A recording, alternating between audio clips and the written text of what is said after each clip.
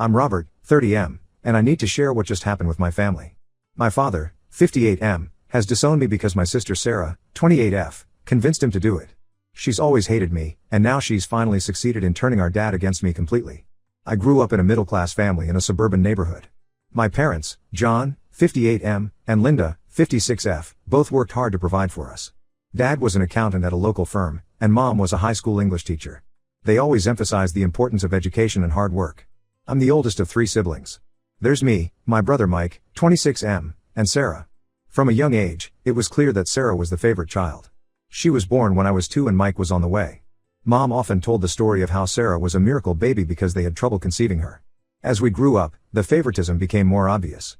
Sarah got the best of everything: clothes, toys, attention. When I was 10, I desperately wanted a new bike for my birthday. My parents said it was too expensive.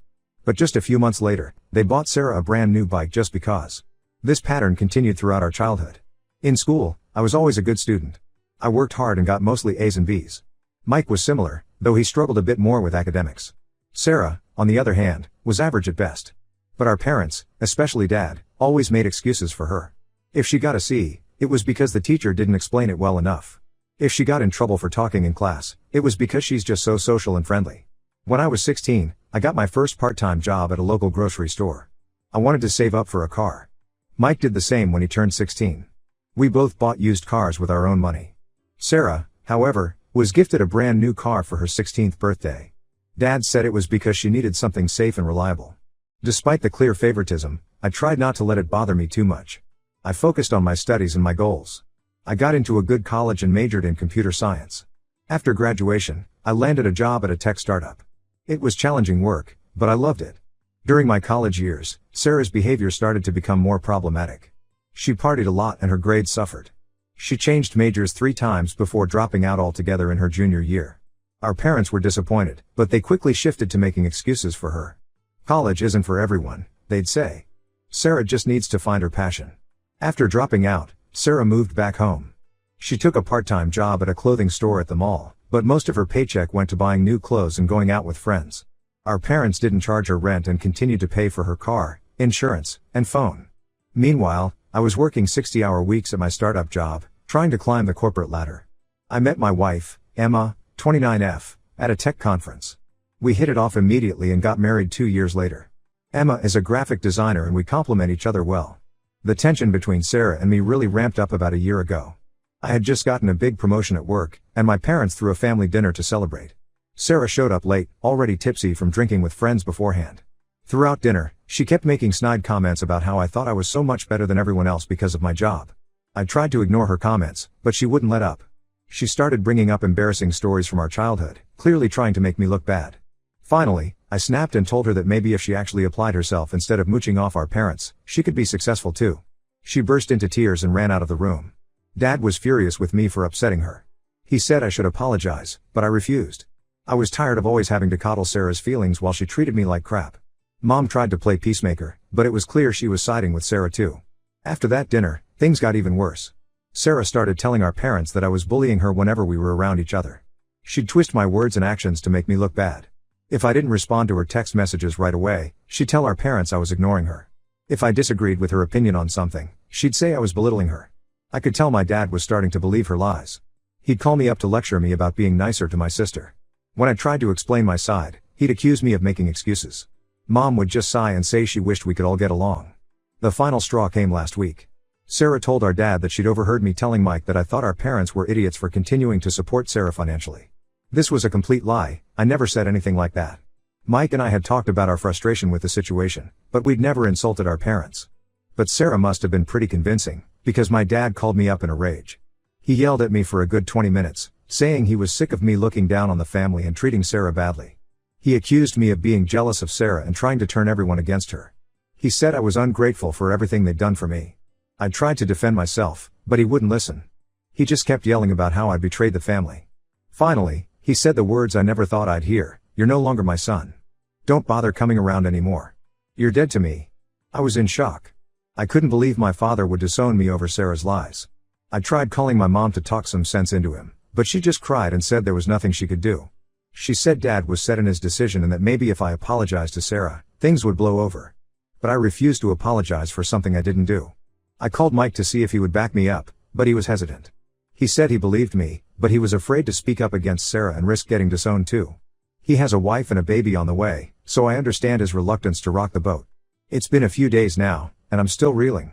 Emma is furious on my behalf and wants me to cut ties with the whole family. She says they've never appreciated me and that we're better off without their drama. Part of me agrees with her, but it's hard to think about never speaking to my parents again.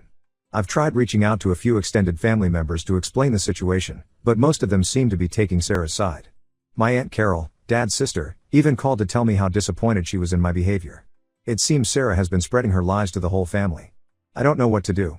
Part of me wants to fight back and prove Sarah is lying. I could show them my phone records to prove I never had the conversation she claims to have overheard. I could point out all the times in the past where she's manipulated situations to her advantage. But another part of me just wants to walk away from all the drama. I'm tired of feeling like I have to constantly prove my worth to my own family. Emma and I are trying to start our own family. She's actually 12 weeks pregnant, though we haven't told anyone yet because of all this drama. Maybe it would be better to focus on our future and let go of the past. I've thought about writing a letter to my parents explaining everything, but I'm not sure if they'd even read it. I've considered confronting Sarah directly, but I'm afraid she'd just twist my words and use them against me again. The whole situation is affecting my work and my relationship with Emma. I'm having trouble concentrating at my job, and I find myself getting irritable with Emma over small things. She's been incredibly supportive, but I know it's wearing on her too. I've thought about suggesting family therapy, but I doubt Sarah or my dad would agree to it. They both seem to think I'm the only problem. And to be honest, I'm not sure I want to sit in a room and hash this out with them. The thought of it just makes me feel exhausted. Has anyone else dealt with toxic family dynamics like this? How did you handle it? Did you try to clear your name or did you just walk away? I could really use some advice on how to move forward from here. I never thought I'd be in a position where I was cut off from my family, and I'm struggling to come to terms with it. Update 1: It's been about 2 weeks since my last post, and a lot has happened. First, I want to thank everyone for the supportive comments and messages. It really helped to know I wasn't alone in dealing with difficult family situations. After taking some time to process everything and reading through all the advice, I decided to try one last time to talk to my dad. I figured I owed it to myself to at least attempt to clear the air before potentially cutting ties for good. I sent him a text asking if we could meet up in person to talk things through calmly. To my surprise, he agreed.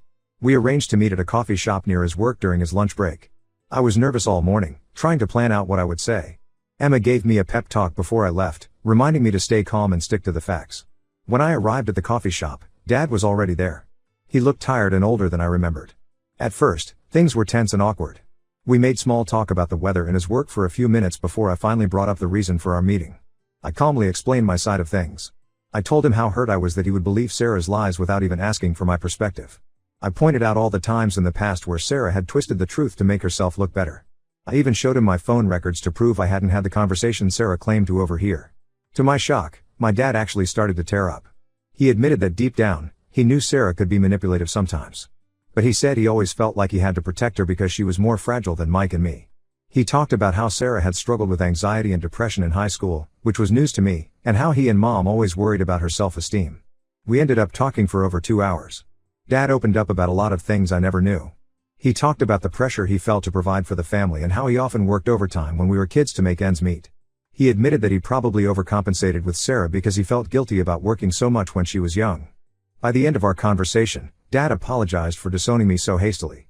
He said he'd been stressed about work and other issues, and he'd taken it out on me unfairly. He promised to talk to Sarah and get to the bottom of her lies. He even suggested that we all sit down as a family to hash things out. I left feeling cautiously optimistic.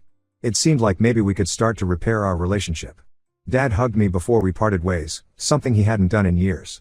I called Emma on the way home to tell her how it went, and she was happy for me but warned me not to get my hopes up too high. That optimism was short-lived, though. The very next day, I got a call from Mike. He was upset and told me that Sarah had found out about my meeting with Dad. Apparently, Dad had mentioned it to Mom, who then told Sarah, thinking it might encourage her to reconcile with me too. But Sarah didn't take it well at all. According to Mike, she had a complete meltdown at the house. She screamed at our parents for hours, accusing them of always loving me more, even though she was the one who needed them. She brought up every perceived slight from our childhood, twisting events to make herself the victim in every situation. Mike said Sarah threatened to move out and never speak to them again if they didn't cut me off completely. She said I was manipulating them and trying to turn them against her. She even threatened to hurt herself if they kept in contact with me. Our parents, of course, caved to her demands. My mom called me in tears, saying they had no choice but to side with Sarah. She said Sarah was in a fragile state and they were afraid of what she might do if they didn't support her. She begged me to understand and to give Sarah space. I was beyond frustrated. Just when I thought we were making progress, Sarah managed to manipulate the situation again. I told my mom I was done trying. If they wanted to enable Sarah's behavior, that was their choice. But I wouldn't stick around to be her punching bag anymore. The next few days were chaotic. Sarah started posting on social media about how I was an abusive brother who was trying to turn the family against her. She shared childhood photos with long captions about how I'd always bullied her and made her feel worthless. Some extended family members and old friends started messaging me, asking what was going on.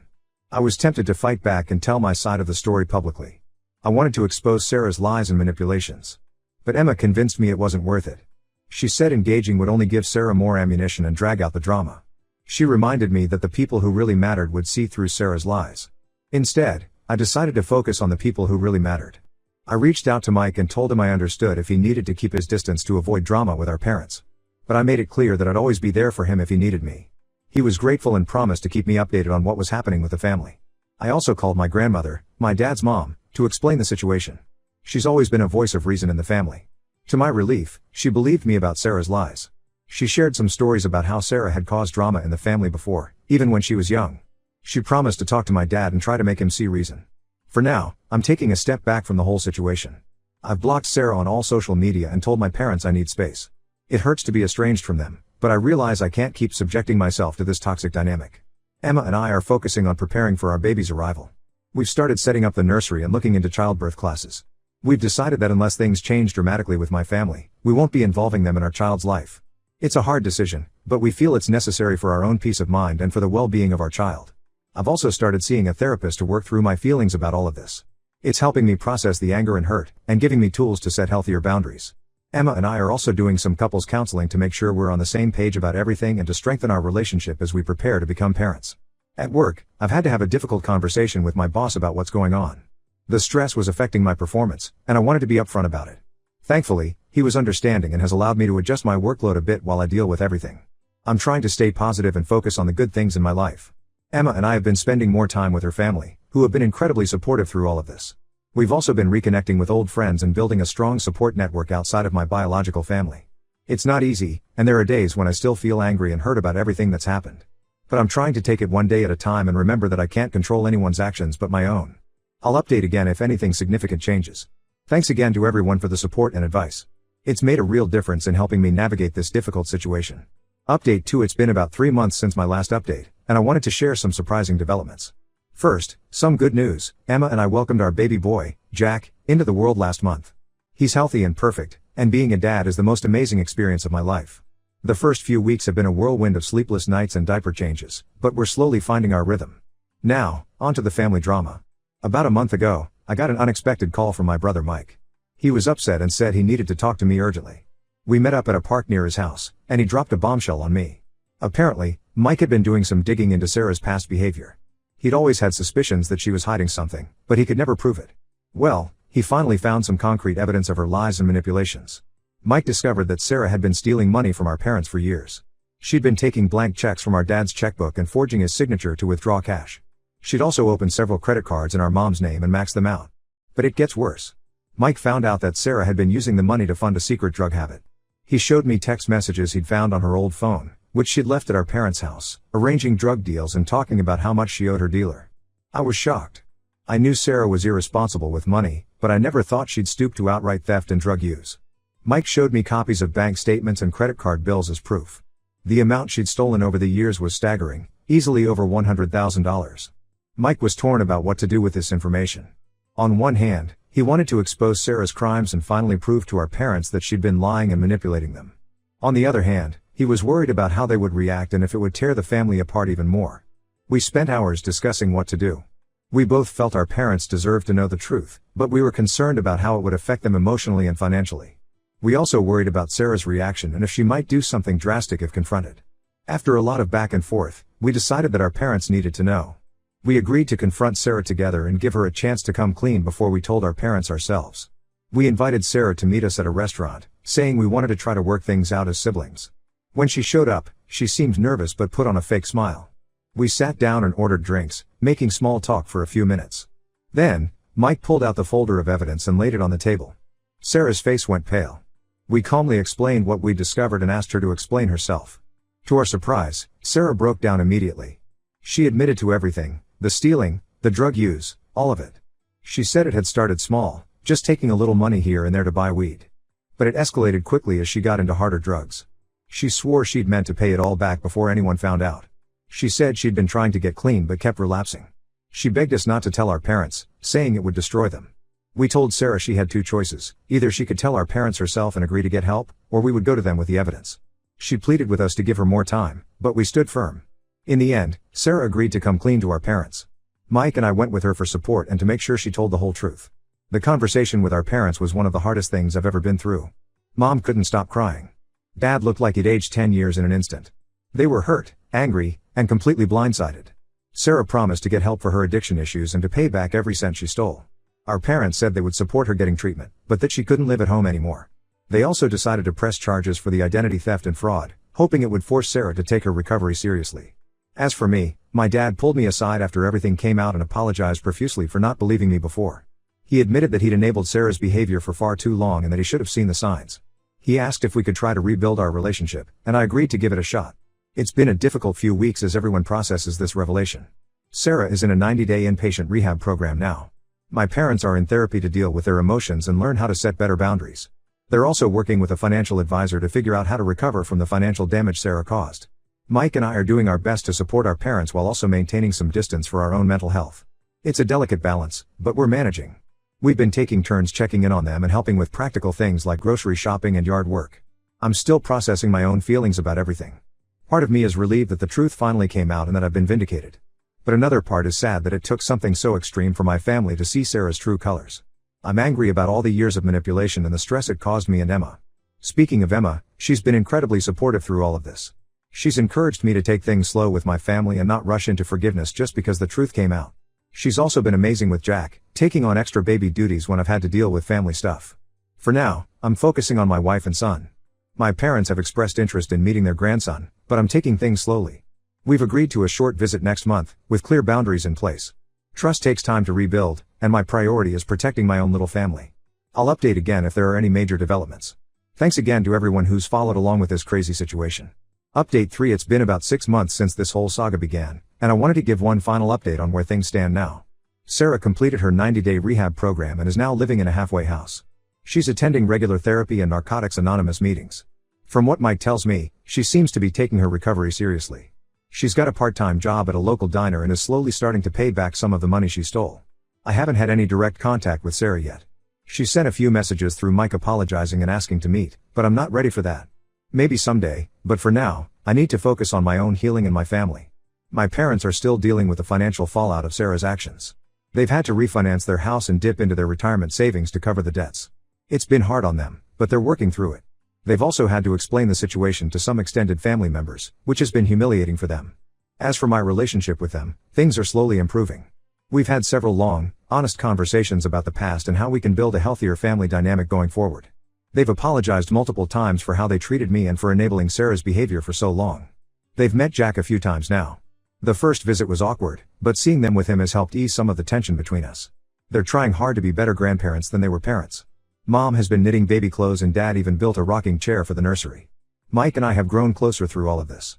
We talk almost daily now and have become each other's main support system within the family. It's nice to finally have the kind of brotherly relationship I always wanted. He and his wife are expecting their second child now, and we're looking forward to our kids growing up together. Emma has been my rock through all of this. She's encouraged me to set boundaries with my family while also giving them a chance to make amends. I don't know how I would have gotten through this without her. We're settling into parenthood and despite the lack of sleep, we're happier than ever. Work has been going well. I got another promotion last month, partly because of how I handled myself professionally during all the personal stress. We're looking at buying a house now, something that seemed impossible when all this started.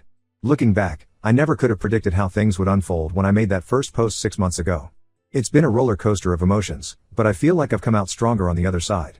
I've learned a lot about standing up for myself, the importance of honesty, and how to break toxic family patterns. While I wish things hadn't gotten so extreme, I'm grateful for the growth and clarity this experience has brought me. To anyone else dealing with difficult family dynamics, my advice would be to trust your gut, set firm boundaries, and surround yourself with people who truly support you. It's not easy, but it's worth it for your own peace of mind. Thank you all again for the support and advice throughout this journey. I won't be updating again unless something major changes, but know that your kind words and insights have made a real difference in my life.